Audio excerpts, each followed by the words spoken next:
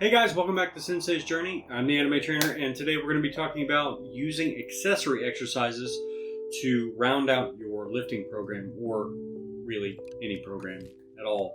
And before we go any further, go ahead and like the video and subscribe to the channel. Like, subscribe right now. Do the subscribe thing. Press the button. Press it. Press it. Press it. Press the button. What do I mean by accessory exercises? Well, accessory exercises are just exercises that you would perform that would fill in the gaps for your program or help to accentuate the use of certain muscles in your program. And very frequently, accessory exercises are isolation movements or very small movements that may not get as much attention during larger multi-joint movements. Or may be something that helps to try to work as a corrective exercise. If, for instance, as a runner, you have a lot of hip tightness because you're running all the time, or you may have something where, as a boxer, you need to make sure that your shoulders are not too forward if you're stuck in this position a lot. So it's just sort of things that you would use to round out the remainder of your program to make sure that you as a whole athlete or a whole person are taken care of. So as far as the usefulness of accessory exercises, they cannot be, I do not recommend getting rid of accessory exercises in favor of just doing like the big lifts and playing your sport.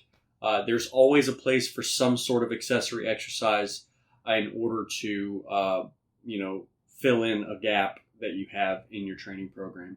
And most of the time, accessory exercises are not very heavy. So you may do something like a rear delt fly to help, work your rear delts. If your anterior delt is very overdeveloped, you may need to do some additional work with your posterior delt. So you may do those rear delt flies, and at the very beginning, 5-10 pounds for 10 to 20 repetitions for just a few sets is probably going to be sufficient to do what you need to do. And it's a very simple movement. And leaving it out can end up with you potentially having issues with your shoulders later. For instance, if you do high repetition push-ups on a regular basis, but you aren't doing any sort of rear delt work, you can end up with a very overdeveloped anterior delt and overdeveloped pec without having the antagonist muscles in the back being even. And so if you don't have even musculature, you end up with poor posture.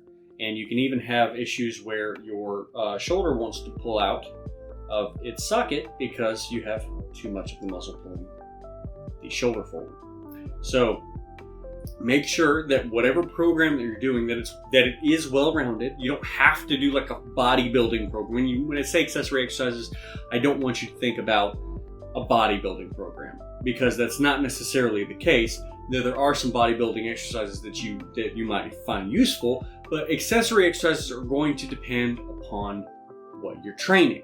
So dial in your program, your base program, and then if you don't know anything about exercise science, ask questions, do some research, work with a trainer, find the accessory exercises that you need to do to make sure that you stay healthy. And a lot of the time, you're going to be able to figure out what accessory exercises you need just because of your posture or the way that you're moving. So if your posture's poor, you know that you're going to need certain exercises to counteract that. If you look at you from the side and you can definitely see that one part of your shoulder is more developed than the other side, you know what you need to work on. So it's really just sort of like analyzing yourself as you go, as you start to learn how the body moves. If you are training, no matter if you're a beginner, an intermediate, advanced, you can always learn something new, and don't be above doing accessory exercises. Accessory exercises are also really great for helping to bridge the gap from a sticking point in big lifts, like your bench, squat, deadlift, big pull-up, stuff, weighted pull-ups. Those multi-joint movements, you can end up with sticking points sometimes, and those accessory movements can help bridge that gap. So if you're doing a specific bicep work, or specific tricep work, or if you're doing specific shoulder work, or if you're doing extra, just lat work.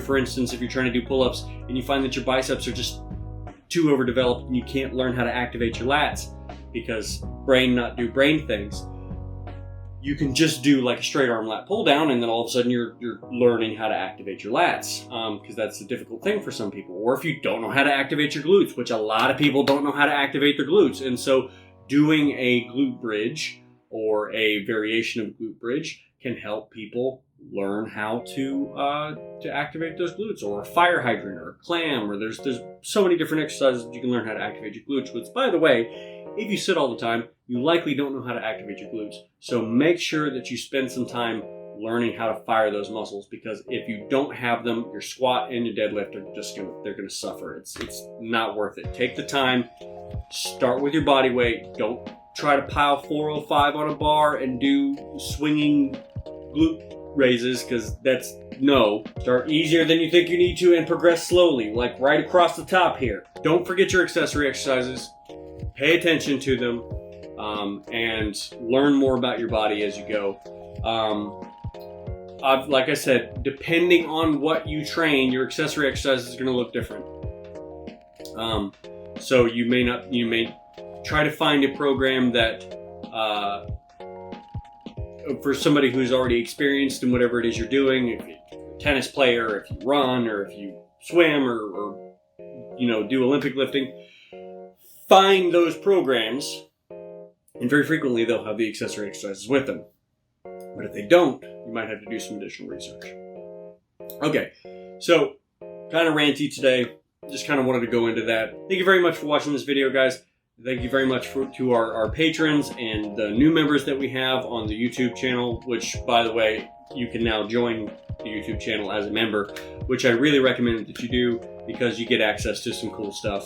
And if you're not sure about all that stuff, you can check out that video right there.